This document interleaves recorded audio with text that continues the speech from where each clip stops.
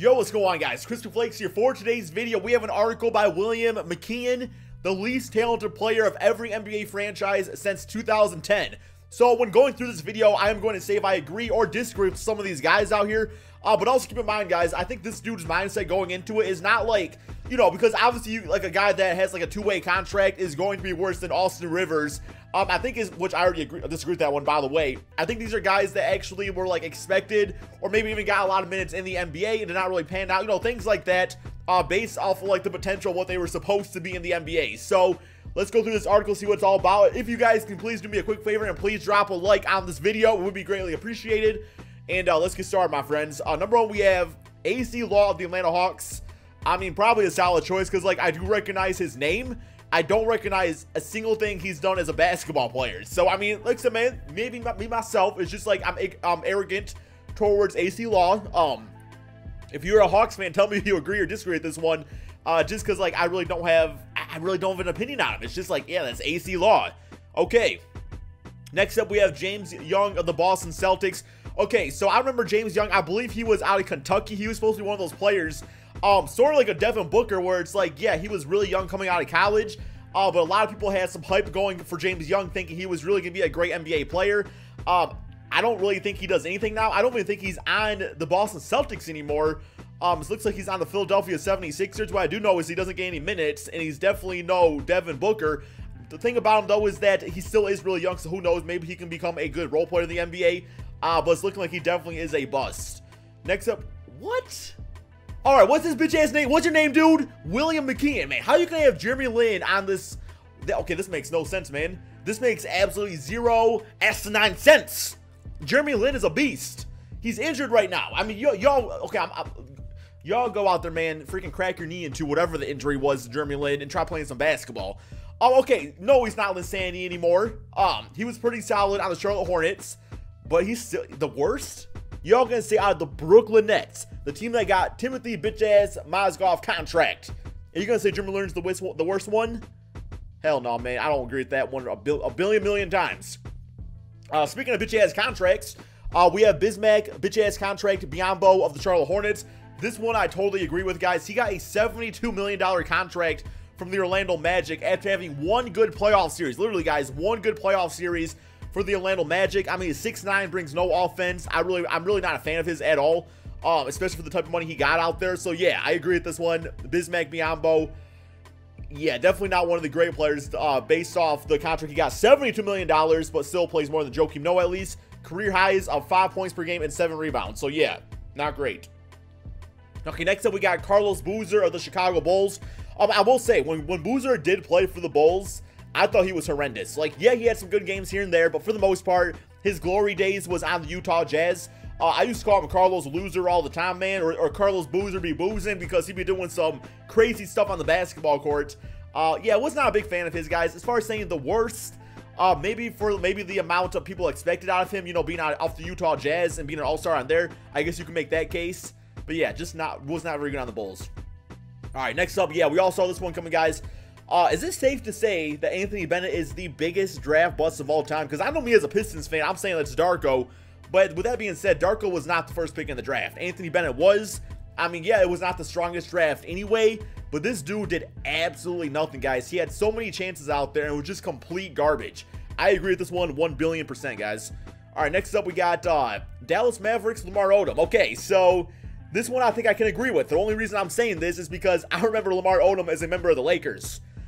I don't have a single memory of Lamar Odom being on the Dallas Mavericks, which is never a good thing because it's like he was obviously on the team, didn't do anything for him. So yeah, what was the stat? 6 points in 20 minutes per game. I mean, yeah, that's pretty horrible.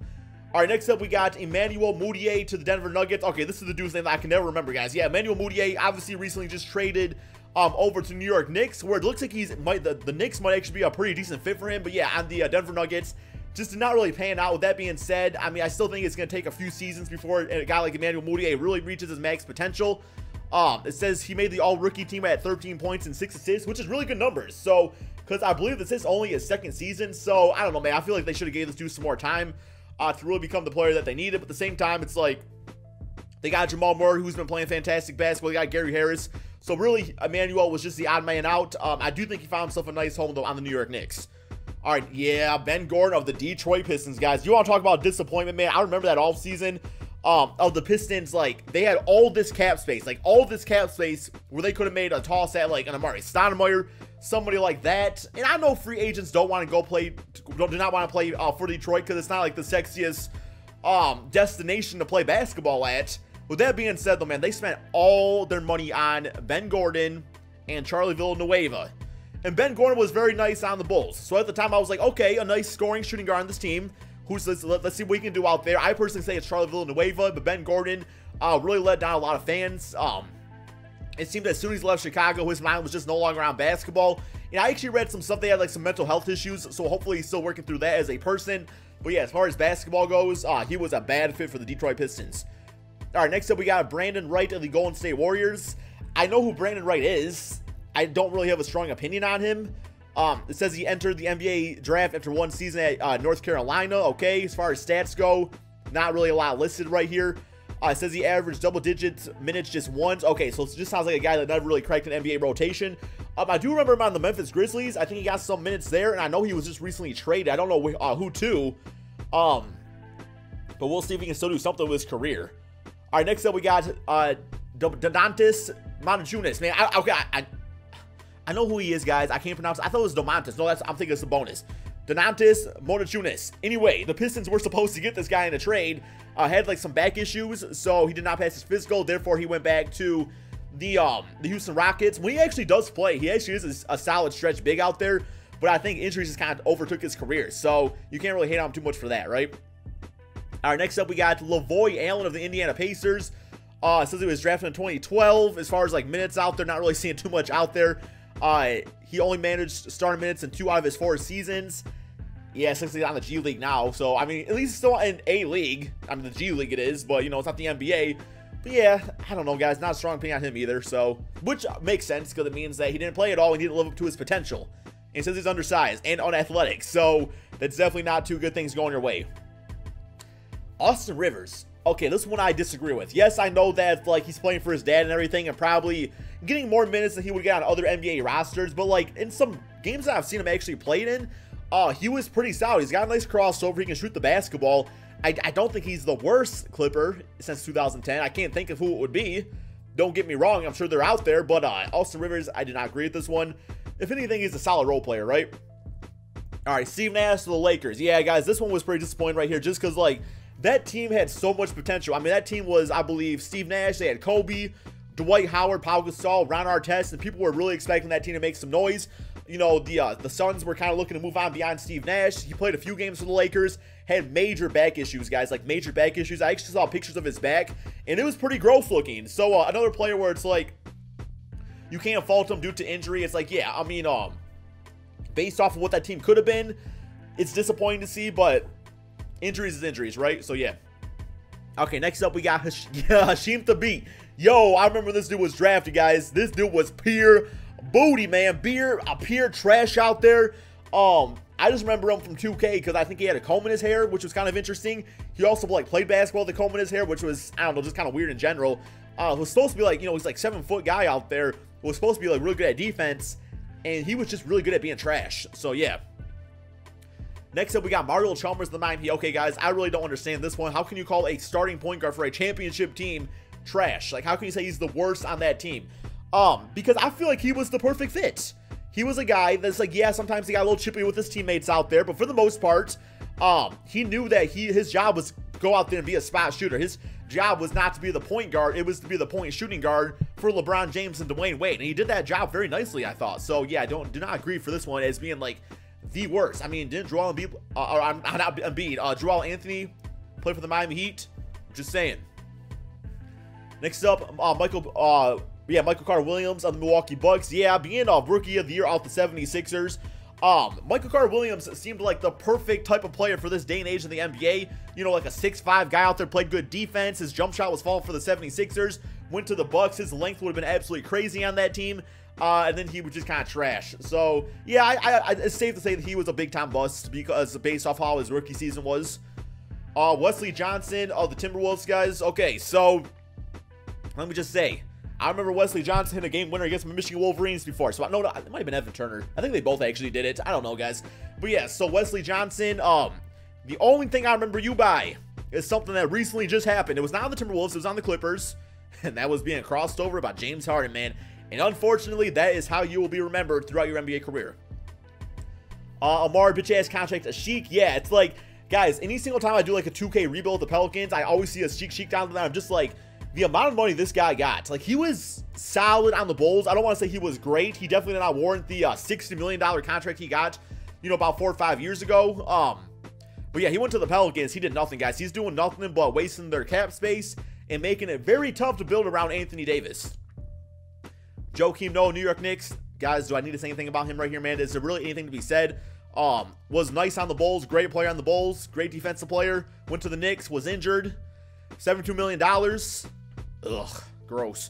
Cole Aldridge of the OKC Thunder. Okay, I knew he was on the team. I don't think he actually plays. So probably a good one, right? 11th pick in the draft from Kansas. Was on a championship team. Defensive specialist. Trash in the NBA. Okay, Mario Hezonja. This one's actually pretty interesting. I will say, up to this point, yes, you could probably make the case for him. With that being said, though, it's like I've seen a lot of games because, you know, I catch a Magic game every now and then. I don't know why, man. I find their team very interesting. I like Aaron Gordon. And Mario Hezonja always plays really good against my Detroit Pistons. So, I'm still going to give him some time, guys. I still think he could be a really good role player in the NBA. Never a starter, but definitely, you know, being 6'7", 6'8". He's a good shooter, guys, and I feel like the big case, it might be the same thing as Alfred Payton, who went to the Suns, started balling out. He might just be on the wrong team with the wrong coach. So, I see him getting traded eventually, and maybe making some noise on a different NBA team. Andrew Bynum of the 76ers, yeah, he was supposed to be, like, the big-time center of that team. He was on the Lakers, of course. Didn't quite work out there. A lot of drama with the Lakers. Went to the 76ers. Had like 2 or 3 seasons of knee injuries. And that was just the beginning of a long road of injury issues with the 76ers. But yeah, Bynum did not really work out there at all. Next up, we got Alex Len of the Phoenix Suns. Damn, he was 5th pick in the 2013 draft. Wow, dude. He said he's never better 21 minutes per game. Yeah, that's not great. I know he doesn't play a ton right now. I know he gets like role player minutes, but for being a 5th pick, that's not a great place you want to be as a player right now in your career. Okay, Greg Oden. This one I don't like, guys. This one's disrespectful, okay? Greg Oden had knee injuries. He was not the worst player. He was injury-riddled. He was the most unfortunate player of the Trailblazers. You can say that, or you can say Brandon Roy that too. But yeah, I don't like this one. I feel like this one's a disrespectful pick. Next up, we got Jimmer of the Sacramento Kings. Well, guess what? Jimmer went to China, man. Jimmer's averaging about 60 points per game over there. So I'm thinking he's doing just well, man. Like, he's happy as hell right now, I'm sure. I mean, I know he wanted to do what he did in China on an actual NBA team. But yeah, I think a lot of people knew about Jimmer, though, that he was just like not going to pan out in the NBA because really he could shoot. Like, he played some games for the Knicks where he would go off and things like that. But then it just not really offset his horrible defense. It really didn't. There was no way he was going to be on an NBA team for long term.